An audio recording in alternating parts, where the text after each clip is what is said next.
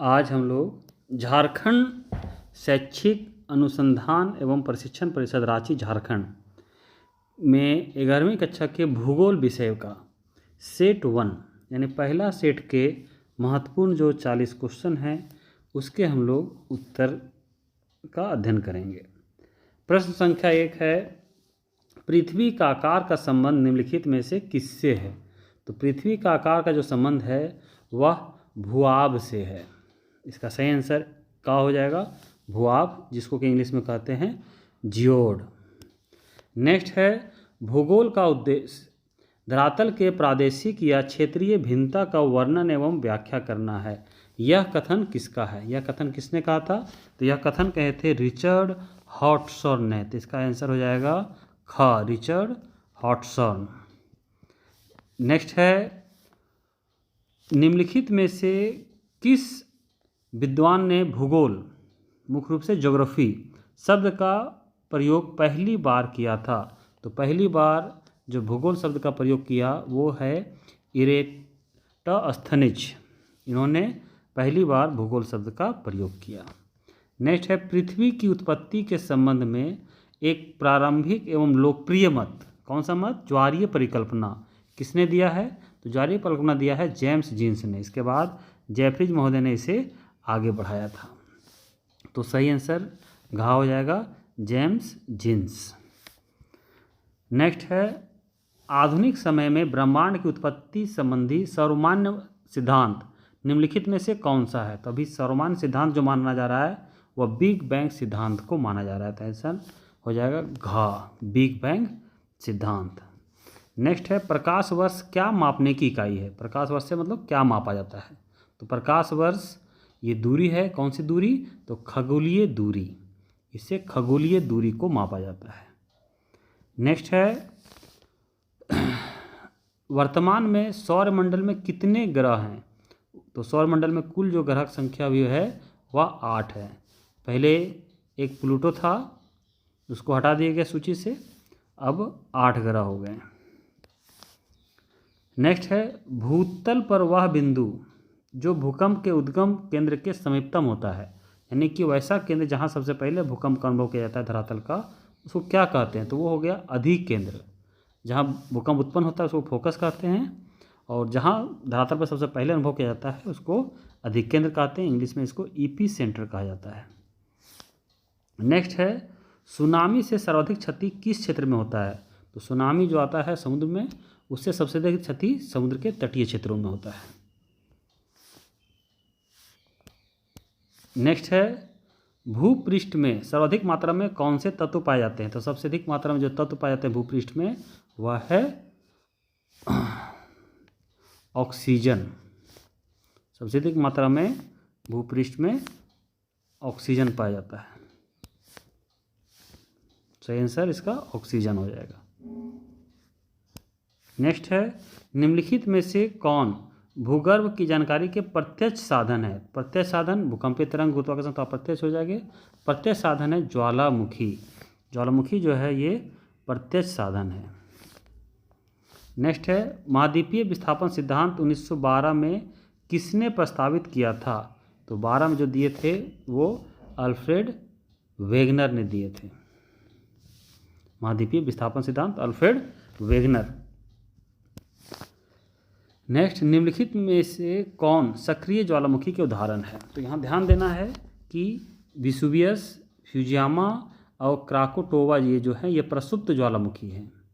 Etna जो Italy का है, एटना ये हमारा सक्रिय ज्वालामुखी के उदाहरण है। नेक्स्ट है, रिंग ऑफ फायर किस महासागर में स्थित है? तो रिंग ऑफ फायर जो है ये प्रशांत महासागर के चारों ओर है, रिंग ऑफ फायर। नेक्स्ट है, प्लेट विवर्तनिक सिद्धांत के अनुसार पृथ्वी के स्थलीय भाग मुख्यतः कितने प्लेटों में विभक्त है? तो पृथ्वी का जो स्थलीय भाग है वो 7 मुख्य प्लेटों में बटा हुआ है। नेक्स्ट, हिमालय पर्वत की उत्पत्ति किस सागर से हुई है? हिमालय पर्वत के पहले टेथिस सागर था। ये महाद्वीपीय विस्थापन से पढ़ चुके हैं। जो लौरासिया भूमि और गोंडवाना भूमि उसके बीच में टेथिस सागर था, वहीं पर जाके हिमालय का निर्माण हुआ है। नेक्स्ट, चूना पत्थर किस प्रकार के चट्टान का उदाहरण है? तो चूना पत्थर जो है वह अवसादी चट्टान है। ऐसी चूना पत्थर से जब संगमरमर बन जाएगा तो जाके रूपांतरित चट्टान हो जाएगा। नेक्स्ट, खनिज तेल मुख्यतः किस प्रकार के चट्टानों में पाया जाता है? तो खनिज तेल भी अवसादी चट्टानों में मुख्य रूप से पाए जाते हैं। नेक्स्ट है भूस्खलन सामान्यतः किस क्षेत्र में देखने को मिलता है? तो भूस्खलन जो मुख्य रूप से पाया जाता है वो पर्वतीय क्षेत्रों में पाया जाता है। ठीक है, भूस्खलन पर्वतीय क्षेत्रों में पाया जाता है ये। नेक्स्ट है निम्नलिखित में से कौन सी एक अनुक्रमिक प्रक्रिया है? तो अनुक्रमिक प्रक्रिया जो है वो अपर्दन कहलाता है। अपर्दन जो है एक अनुक्रमिक प्रक्रिया है। नेक्स्ट, वायुमंडल के द्रव्यमान का 99% गैस पृथ्वी के सतह से कितने किलोमीटर की ऊंचाई तक स्थित है? तो ये 32 किलोमीटर ऊंचाई तक जो है वह 99% गैस जो है वो स्थित है। नेक्स्ट, वायुयान सामान्यतः किस मंडल में गमन करता है? तो वायुमंडल जो वायुयान है वह मुख्य रूप से क्षोभ मंडल में वायुयान गमन करता है। कुछ वायुयान जो है समताप मंडल में गमन करता है, लेकिन मुख्य रूप से पूछा जा रहा है तो सामान्यतः जो है वो क्षोभ मंडल में ही गमन करता है। नेक्स्ट है क्षोभ मंडल में धरातल के कितने ऊंचाई पर 1 डिग्री सेंटीग्रेड तापमान जो है गिरावट आती है, जिसको सामान्य तापराजर कहते हैं? तो वो होता है 165 मीटर की ऊंचाई पर। 165 मीटर पर क्या होता है? 1 डिग्री सेल्सियस तापमान कम हो जाता है। नेक्स्ट, निम्नलिखित में से कौन गैस वायुमंडल के सबसे अधिक मात्रा में मौजूद है? तो सबसे अधिक मात्रा में जो गैस वायुमंडल में है वो है नाइट्रोजन, उसके बाद ऑक्सीजन है, उसके बाद फिर कार्बन डाइऑक्साइड और सीधे सब गैसें आती हैं। नेक्स्ट, वह वायुमंडलीय परत जो मानव जीवन के लिए सबसे अधिक महत्वपूर्ण है वो कौन सा है? तो वो है क्षोभ मंडल। क्षोभ मंडल में ही सारी घटनाएं घटती है, बारिश वारिश होता है, इसलिए इसको सबसे महत्वपूर्ण माना गया है। अगला क्वेश्चन भी वही है कि किस मंडल में सभी मौसमी क्रियाएं घटित होती है? तो सभी मौसमी क्रियाएं जो है वह क्षोभ मंडल में ही घटित होता है। नेक्स्ट, किस मंडल में रेडियो तरंगें वापस लौट आती है? तो इसका सही आंसर तो आयन मंडल है, लेकिन यहाँ पे क्षोभ मंडल, समताप मंडल, मध्य मंडल और बाह्य मंडल है। आयन मंडल दिया हुआ ही नहीं है, लेकिन इसका सही आंसर आयन मंडल है। और चूंकि आयन मंडल जो है मध्य मंडल के ऊपर है और बहिर्मंडल के नीचे है, इसलिए ऑप्शन के हिसाब से हम लोग बाह्य मंडल को सही मान सकते हैं, लेकिन सही आंसर इसका आयन मंडल है। नेक्स्ट है वायुमंडल में मौजूद जलवाष्प की वास्तविक मात्रा को क्या कहा जाता है? तो जो जलवाष्प की वास्तविक मात्रा है उसको कहते हैं हम लोग निरपेक्ष आर्द्रता। नेक्स्ट है धूम कोहरा सामान्यतः कहाँ बनते हैं? धूम कोहरा यानी कि कोहरा के साथ जब धुआं मिल जाता है तो उसको धूम कोहरा कहते हैं। ये औद्योगिक क्षेत्रों में, चूँकि औद्योगिक क्षेत्रों में धुआं निकलता है और उसमें जब कोहरा मिल जाता है तो वहाँ बन जाता है धूम कोहरा, इसलिए औद्योगिक क्षेत्रों में ये बनेगा। नेक्स्ट है इनमें कौन सा बादल सबसे अधिक ऊंचाई पर बनती है? तो सबसे अधिक ऊंचाई पर जो बादल बनते हैं उसको कहते हैं हम लोग पच्छाद मेघ। पच्छाद मेघ जो है सबसे अधिक ऊंचाई पर पाया जाता है। नेक्स्ट है संवहनीय वर्षा मुख्यतः किस क्षेत्र में होती है?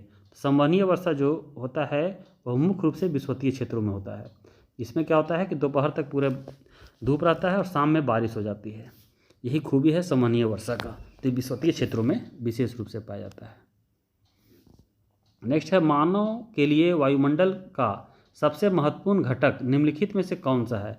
तो वायुमंडल का सबसे महत्वपूर्ण जो घटक है वह जलवाष्प, ये मानव के लिए सबसे महत्वपूर्ण है। ये बुक में जो चैप्टर है वायुमंडल में जल, उस चैप्टर से लिया गया है, तो वहाँ से स्पष्ट हो जाएगा कि जलवाष्प ही सबसे महत्वपूर्ण घटक है। कन्फ्यूज बहुत लोग ऑक्सीजन में हो जाते हैं, लेकिन आंसर जलवाष्प ही सही होगा।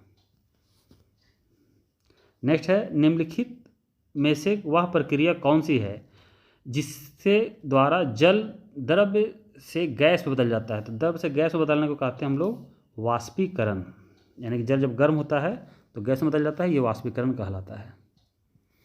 नेक्स्ट, चक्रवातीय वर्षा सामान्यतः किस क्षेत्रों में अधिक होता है? तो चक्रवातीय वर्षा जो होता है वो सबसे अधिक प्रभाव तटीय क्षेत्रों में डालता है।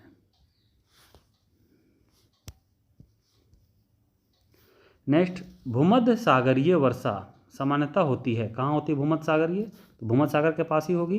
तो ये मुख्य रूप से 30 से 45 डिग्री उत्तर एवं दक्षिणी अक्षांश के बीच भूमध्य सागरीय वर्षा होती है। अगला क्वेश्चन, जब जलवाष्प सीधे ठोस रूप में परिवर्तित होता है उसको क्या कहते हैं? तो उसको कहते हैं हम लोग ऊर्ध्वापातन। नेक्स्ट, जैव विविधता का संरक्षण निम्न में से किसके लिए महत्वपूर्ण है? तो जैव विविधता का संरक्षण जंतु पौधा दोनों के लिए महत्वपूर्ण है। तो इसका आंसर पौधे एवं प्राणी हो जाएगा, क्योंकि कहीं कहीं सभी जीवधारी मिलता है लेकिन सभी जीवधारी भी प्राणी के अंतर्गत आते हैं। तो इसका सही आंसर जो होगा वह पौधे और प्राणी होगा, ध्यान देना है यहाँ।